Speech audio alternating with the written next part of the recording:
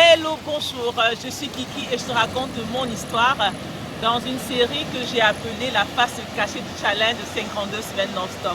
Si tu n'as pas regardé les 2 premiers épisodes, eh bien je t'invite à trouver juste dans l'application en dessous pour te retrouver. Et si tu souhaites regarder le prochain épisode, je t'invite à cliquer sur la cloche de notification pour t'abonner à ma page, de sorte que quand je vais publier, tu seras tout de suite informé. Alors, je te raconte aujourd'hui l'épisode 3, ma rencontre avec l'activité physique. Concrètement, ça s'est passé comment? Je n'aimais pas le sport, comme je te l'ai déjà dit, je détestais faire du sport et pendant toute mon adolescence, en fait, j'avais signé inapte parce que j'avais honte en fait de faire du sport. Mais voilà, quand j'arrive à l'université, je fais la rencontre d'un coach de judo. Bon, c'était d'abord un week-end. C'était à l'anniversaire d'une de mes amies, Armelle, que je salue au passage. J'arrive donc à l'anniversaire de mon ami, il y avait un ami qui faisait du judo et il n'en avait que ça à la bouche. Judo est monté, judo est descendu. Et il me dit, on veut des gens comme toi. Je dis, ah oui? Il me dit, oui, ok.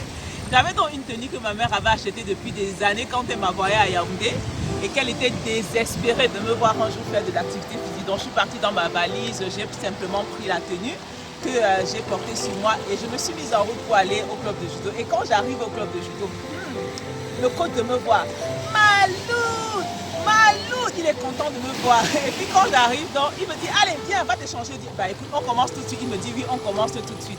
J'étais super surprise, donc je suis partie. Je me suis simplement échangée et je suis partie pour rien.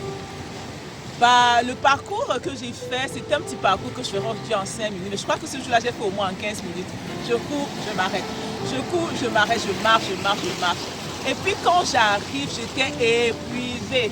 Et puis je me souviens simplement qu'à des époques, à une autre époque, dans les pareilles circonstances, en fait, on se moquait de moi. Et j'appréhendais en fait la situation. Je me demandais qu'est-ce qui va concrètement se passer aujourd'hui, j'appréhendais. Mais curieusement, quand j'arrive, le mec, il est super content. Il crie, Malou, Malou, oui. Et puis je le regarde, je me dis, mais qu'est-ce qui est en train de se passer, ce mec?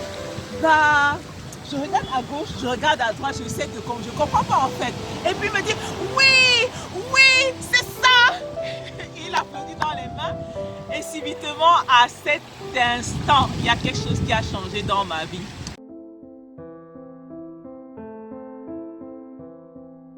Le sport, le judo n'est pas un sport facile.